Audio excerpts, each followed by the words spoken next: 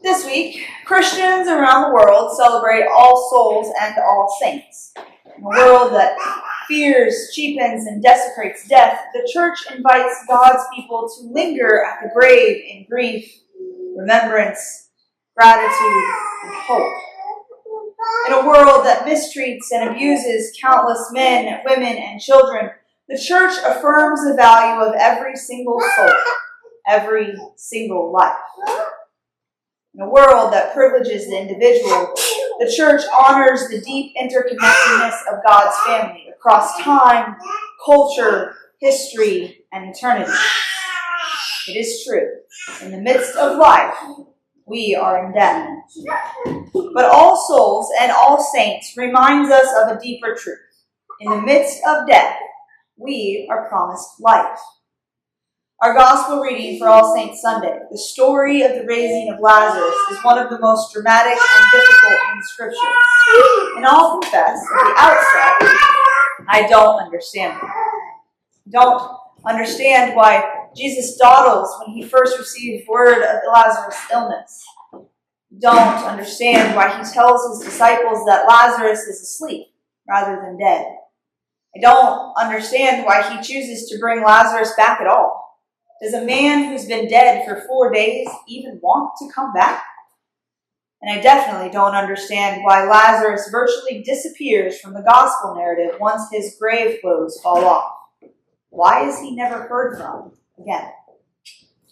In many ways, the story is shrouded in mystery. But today, this week, now, I cling to the two words in the narrative I do understand. Jesus wept. This is the heart of the story, that grief takes hold of God and breaks him down. That Jesus, the most accurate revelation of the divine we will ever have, stands at the grave of his friend and cries. It's taken me a long time to appreciate Jesus' tears in this story. When I was a little girl, I didn't understand why Jesus cried when he knew that Lazarus was about to come back to life. Why mourn when joy is minutes away? As a young adult, I didn't understand why Jesus cried after intentionally staying away from Bethany during Lazarus' illness.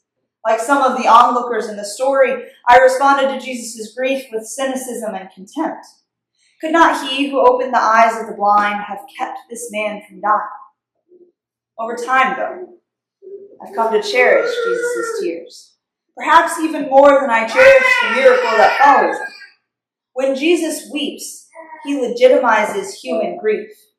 His brokenness in the face of Mary's sorrow negates all forms of Christian triumphalism that leaves no room for lament. Yes, resurrection is around the corner, but in this story, the promise of joy doesn't cancel out the essential work of grief. When Jesus cries, he assures Mary not only that her beloved brother is worth crying for, but also that she is worth crying for. Through his tears, Jesus calls all of us into the holy vocation of empathy. When Jesus cries, he honors the complexity of our gains and losses, our sorrows and joys. Raising Lazarus would not bring back the past. It would not cancel out the pain of his final illness, the memory of saying goodbye to a life he loved, or the gaping absence his sisters felt when he died. Whatever joys awaited his family in the future would be layered joys, joys shaped by the sorrows, fears, and losses they just endured. In Lazarus' case, his future would be nothing like his past. Forever afterwards, he'd be known in his village as the one who returned. Perhaps that bizarre fact would make him a hero. Perhaps it would make him a pariah.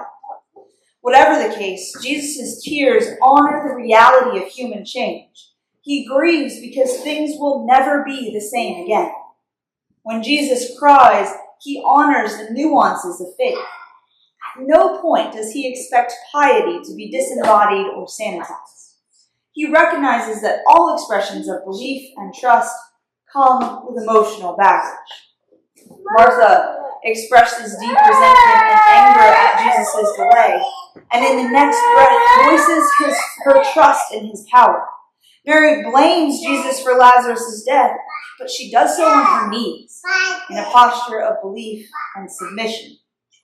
Likewise, Jesus' face is wet with tears when he prays to God and resurrects his friend.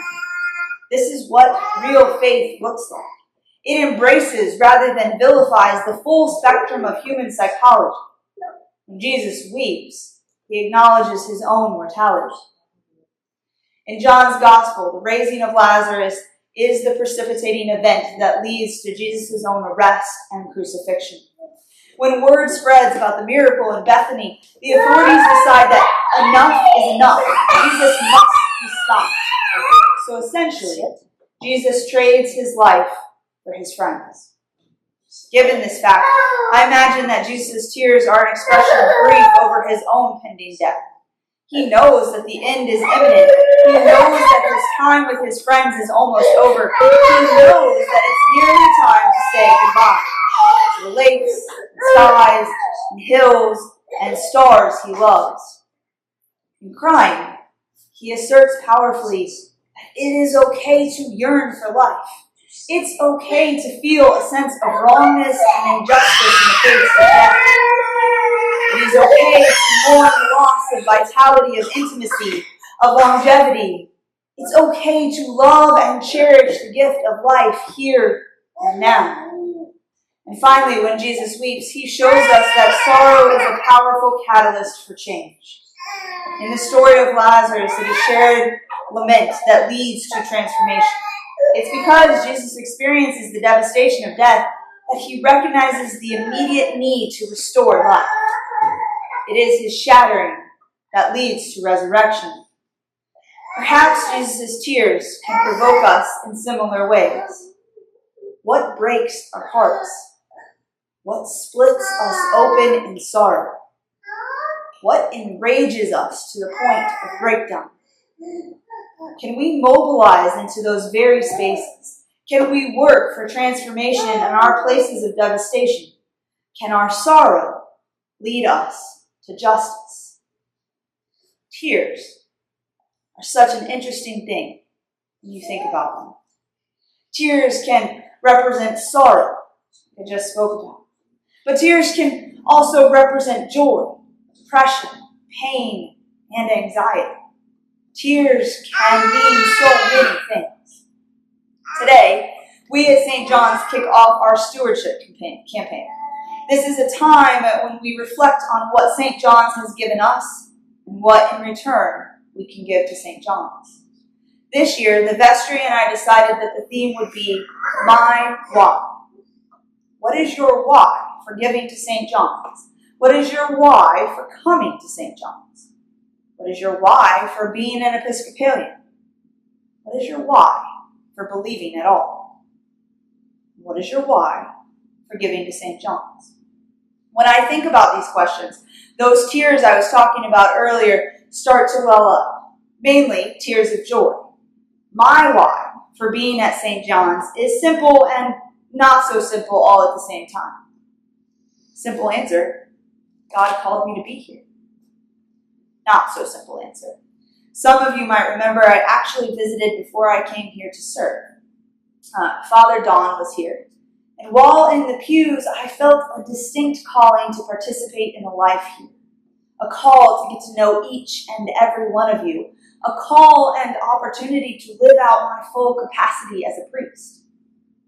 My why is because here at St. John's, I can live out my true calling as a priest.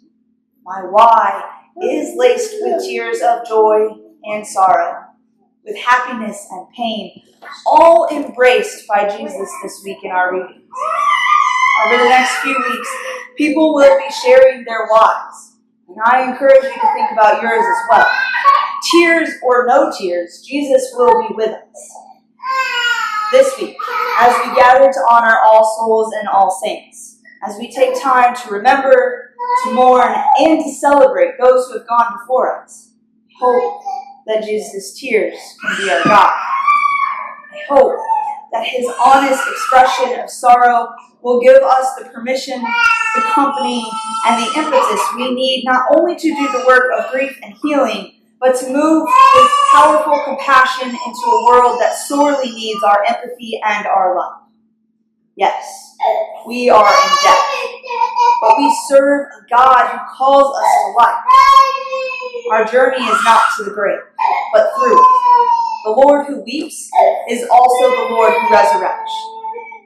So we mourn and hope, so we find our walk. Amen. A few announcements today. First, the recap of Halloween. I did not get a count of children, but I do think that I can confidently say that it has been the most amount of people that I have ever seen while we have done this event. And we ran out of candy at about 7:15. So, but it was fun. I enjoyed it. I hope everybody who came enjoyed it. Yeah, it was great. There was lots of kids, so it was fun. This weekend also included the, I guess it's consecration or seating of the new presiding bishop. I'm not sure what it's called, because he's technically already a bishop, so he's not Installation of the new presiding bishop. So our presiding bishop is now Sean Rowe. Do you want to give a recap? Because you kind of gave me a small recap. So, because of the wonderful use of technology, I was at the street live yesterday. It was super cool to see. It was a very more intimate ceremony. Like, the number of people was smaller than what we sit here in St. John's who were actually in attendance, which was the goal. But people from all over the world were streaming in. One of the coolest things that I enjoyed was I feel like we had such a strong acknowledgement of all of our Indigenous and Native brothers and sisters in the Episcopal Church represented, and multiple acknowledgements of the diocese were kind of doing roll call. But when it came to prayers for the people, they had individuals read each line, and we started off in Eastern Shoshone language. We heard German, we had Arabic, we had Hebrew, we had English, French, Spanish, other languages as well. And so the sermon was all about how we are not a collection of dioceses, but we are one Episcopal church. It was super cool to get to hear from the many different languages that are spoken across our church that we don't often think about. And so while it was a small service, Jennifer was there because she was part of the search committee, and then Reverend Mary Rodriguez, also from our diocese, was there present as well as part of the 5-person choir. And so when you think about how intimate it was, and for us to have people there that we knew was really cool. I joined the roll call watching it in advance, and I was like, hey, wait, I know that priest used to be in our diocese. Hey, that new bishop players, yeah, the new bishop was a priest in our diocese, and it was 4 dioceses in before I was like, oh, I don't know anybody in that diocese. So just to kind of help you see how we are really part of that bigger Episcopal church. Awesome. Thank you. So that was this weekend. Sarah and I forgot to bring our Halloween charcuterie board last Sunday. So this Sunday, it's here, so please join us. I think you can smell some smells. I think some other people may have brought some things as well. So please join us after the service for some wonderful treats. And then this coming weekend is the diocesan convention, where Kyle and Drew and I will be dealing with business of the church. There's more. I know there's more. Oh, the stewardship campaign starts today. You will be getting letters next week, and you will start to hear other people's my whys. If you are interested in sharing your why, please contact a member of your vestry and or myself, and we'll get you set up for that. I feel like there's something else I missed. Election. Oh yes, ha. See? Told you I was missing something. Tomorrow is the prayer vigil for the pre-election prayer vigil, so it will start at 6 p.m. I do not know how long it will go. Sounds like probably 30 to 45 minutes, nothing super long, but just an opportunity to gather in prayer for our nation and the coming months and years. Okay. And then, oh, go ahead. Okay, just the Thanksgiving kitchen. Yes. On the 24th of November, we'll kind of culminate stewardship and the IYs that day as well. We always give them a little more time to, return their letters, but that'll be our official. Yes. I knew that was the thing I was missing. It was stuck in my head, but I couldn't think it. And then Christmas is coming, and we typically order about, what did we say, 15? 15 to 16 poinsettias.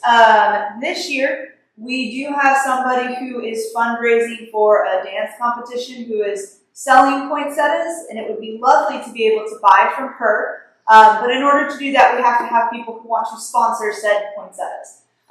So if you wouldn't mind contacting Drew, I believe they're about $16 a piece in order to support her. So if you're interested in doing that, if you wouldn't mind contacting Drew or myself. Yeah, I just want to be a little more proactive. I think that it's a really good idea that we can do this in conjunction with a fundraiser. But $16 is slightly more than what we usually pay when I buy them at Lowe's or Kroger. So I just want to really be proactive and make sure we've got sponsors in advance and the church doesn't have to keep the cost of like 10 poinsettias. Sign sheet will be in the parish hall during coffee hour today. Any other announcements? Yes. So in about a month will be the Christmas Remnant Square as well as the Christmas parade. I know we a lot of time will participate in that. I didn't know if that was still on the radar for you, but that's December the 7th, the first Saturday in December. Okay. Request that off work. I love that one. So, yep. Marla, is there a limestone board that's happening too? There is, I know that we are going to have to meet with that tomorrow. There's also a mountain that's going out. So that's what I want to get. And they thought they were going to be sure also. So they're going to be tomorrow to discuss exactly how to yes, the date, unless something changes tomorrow. He would be one of the participating churches, yes.